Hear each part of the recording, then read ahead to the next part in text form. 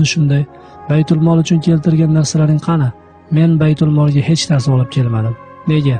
Endi valiy bo'lib tayinlangan kunlarimda Himsning oqsoqollarini to'plab, ularga xaroj yig'ish ishlarini topshirdim.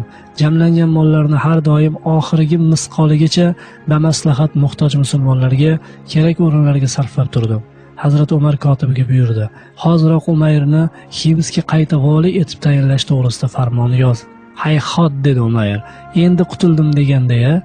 Men bundan buyon sizga ham, sizdan boshqa bironta odamga ham xizmat qilmayman, ey Amiral Mo'minin. Yaxshisi menga Madinaning chetidagi qishloqlarning birida tinchgina yashashimga ijozat bering." Umar noiloj ko'ndi. Umayr Madinani tark etgandan so'ng ko'p o'tmay Hazrat Umar uning holidan xabar olish uchun o'zining ishonchli kishilaridan biri Xorisni chaqirdi. "Sen Umayr ibn Sa'dning uyiga bor. O'zingni oddiy mehmonday tut. Agar yaxshi yashayotgan bo'lsa, hech nima bilmaganday qaytib kel. Mabodo hayoti og'irroq bo'lsa, mana bu dinorlarni berib qo'y", deb unga 100 dinor tutilgan hamyonni tutqazdi. Xoris Umayrning qishlog'iga yetib kelgach, so'rab surishtirib uning uyini topdi. Ruxsat so'rab kirar ekan, "Assalomu alaykum va rahmatulloh", dedi. "Va alaykum assalom va rahmatullohi va barakatuh", alik oldi mezbon. "Xush kelibsiz. Qayerlardan so'raymiz?" "Madinadan kelyapman. Musulmonlarning ahvollari qalay?" "Xudoga shukr, yaxshi. Amirul Mo'minin qalay? Sog' salomat yuribdi. Jinoyatchi gunohkorlarning surobini to'g'rilab turgandir. Ha, tunov kuni o'g'lini gunohi uchun savalatdi." Umayr qo'lini duoga ochdi. "Robbim, Umarni o'zing qo'lla. Men uni sening nihoyatda yaxshi ko'ruvchilardan deb bilaman." Xoris Umayrning uyida 3 kun turdi. Mehmonning oldiga har kecha bir donagina arpa non qo'yilardi. Ahvoldan ogoh bo'lgan qo'shnilardan biri Xorisni chaqirib dedi: "Ey Xoris, ko'ngliga kelmasin-u, lekin sen Umayrning oilasini qiynab qo'yding. Ularning arpa nondan bo'lak hech vaqosi yo'q. Uni ham senga berib, o'zlari och nahor o'tirishibdi. Agar xohlasang menikiga o't, mehmonim bo'lasan." Mezbonning ahvoli naqadar ayanchli ekanini tushungan Xoris indamay Umayr ibn Sa'dga hamyonni uzatdi. "Nima bu?" so'radi Umayr. "Buni senga Amirul Mo'minin berib yubordi. G'amxo'rligi uchun rahmat, lekin men buni ololmayman. Menga uning keragi yo'q." Suhbatni eshitib turgan Umayrning xotini sekingina oq tortib gapga qo'shildi. "Ola qolsangiz bo'lardi. Kerak bo'lsa ishlatarsiz, bo'lmasa muhtojlar ko'pga o'shalarga berib yuborarsiz." Ayolning gapidan so'ng Xoris hamyonni Umayrning qo'liga tutqazdi-da, indamay chiqib ketdi. Umayr o'sha zahoti dinorlarni bir necha qismga taqsimlab, to qosh qorayguncha atrof javonibdagi qo'li qisqa oilalarga ulashib chiqdi. Xoris Madinaga qaytib ko'rgan eshitganlarning barchasini Umar roziyallohu anhuga yetkazdi. "Dinorlarni berdingmi?" so'radi Hazrat Umar. "Berishga-ku berdim. Xo'sh, u nima qildi? Oldimi?" "Bilmadim. Menimcha u o'ziga bir dinor ham olib qolmay, hammasini tarqatib yuborgan." Hazrat Umar Umayrga xatm tekkan zahoti zudlik bilan huzurimga yetib kel degan mazmunda maktub jo'natdi. Umayr ibn Sa'd Madinaga yo'l oldi. Amirul Mo'mininning huzuriga kirib salom berdi. Umar ibn Hattob uni izzat ikrom bilan kutib oldi. To'rga o'tkazib so'radi: "Biz berib yuborgan dinorlarni nima qilding? Dinorlarni menga berganingizdan keyin u yog'i bilan nima ishingiz bor?" "Shunchaki bilishga qiziqyapman, sir bo'lmasa aytsang." "Pullarni o'zim uchun saqlab qo'ydim", dedi Umayr.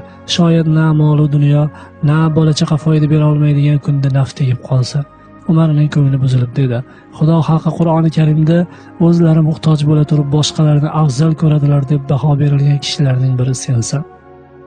So'ng uning uchun bir vasaq, taxminan bir tuya yuk oziq-ovqat va 2 liboslik mato keltirishni buyurdi. "Oziq-ovqatning keragi yo'q, ey Amiral Mo'minin", shosha-pisha e'tiroz bildirdi Umayr. "Uyda 2 so arpamiz bor. Avval uni yeb tugataylik, u yog'iga Alloh razzoq. Ammo mato uchun rahmat." Bechora xotinning ko'ylagi eskirib, ranglari uniqib ketgandi. Bu uchrashuvdan so'ng ko'p o'tmay Alloh taoloning izni irodasi bilan Umayr ibn Sa'd pokiza ruhini taslim qildi. U oxirat safariga kamtarona, lekin shahadam qadamlar bilan ravona bo'ldi. Yelkasini dunyo matohlari ezmas, shuning uchun qaddi g'oz ko'tarilgan edi.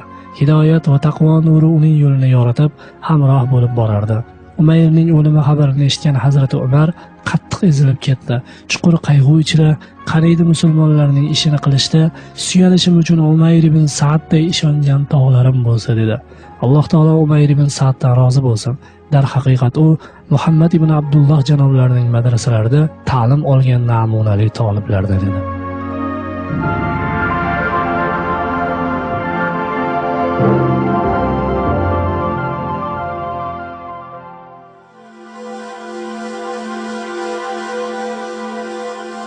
hissiyot olami.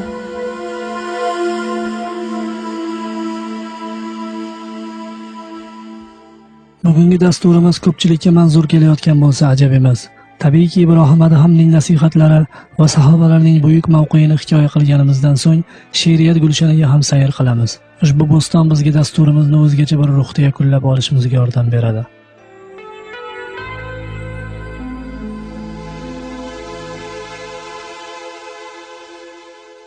O'zingni aldama birodar aslo, Alloh kechirguvchi debon sarxujdil, o'sha Rahmon Rahim Parvardigoro bizga farz amallar bermish fikr qil, ko'zing o'zga molga tikilganidan, o'zingga fatvolar chiqarma nodon, u dunyo mayliku shu dunyoda ham o'g'rining qo'lini kes degan Rahmon, go'zal nigohlarni jamlamon o'yiga, nomahram qizlarga ko'z tikma bugun, Rasul mazhabida begona uyga tikilgan ko'z chiqsa olinmaydi hul.